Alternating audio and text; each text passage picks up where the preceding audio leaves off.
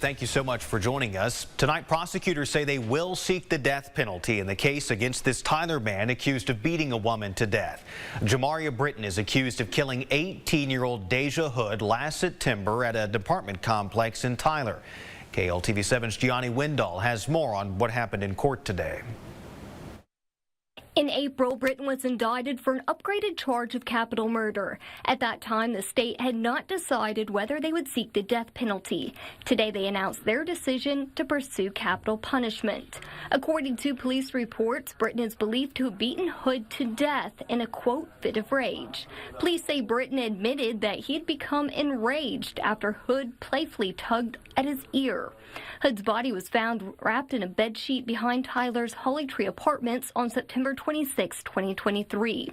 In court today, prosecutors submitted numerous pieces of evidence before requesting several months for continued status and discovery.